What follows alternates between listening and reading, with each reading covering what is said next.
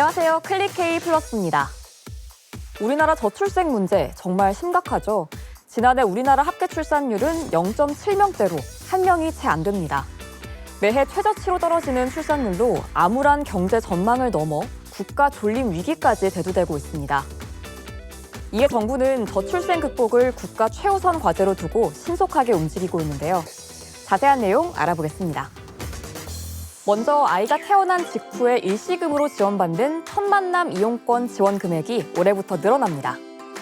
첫 만남 이용권은 출생 초기에 양육비 부담을 완화하고자 만들어진 정책으로 산후조리원과 육아용품, 의료비 등에 쓸 수 있는 바우처로 지급되는데요.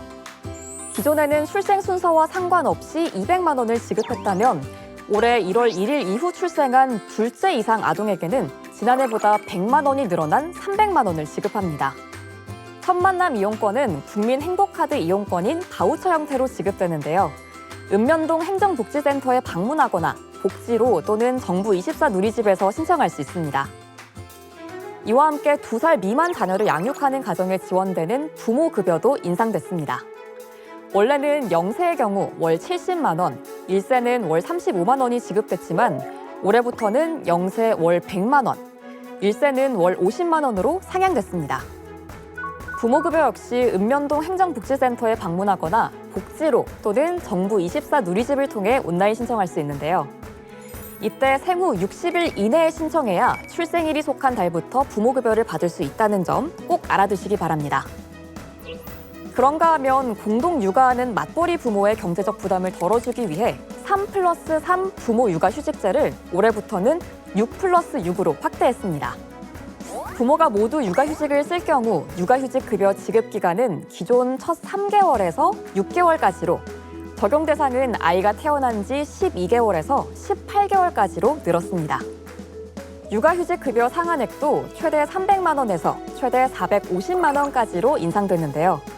첫 달 200만 원으로 시작해 마지막 달엔 450만 원, 부부가 합산하면 월 900만 원까지 받을 수 있는데 이렇게 되면 6개월 동안 받을 수 있는 최대 금액이 3,900만 원이나 됩니다.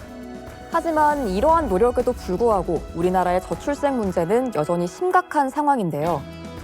이에 정부는 특단의 대책까지 예고하면서 가칭 저출생 대응 기획부를 신설하겠다고 밝혔습니다. 저출생 대응 기획부를 설치해서 좀 더 아주 공격적으로 강력한 컨트롤 타워 역할을 맡기려고 합니다.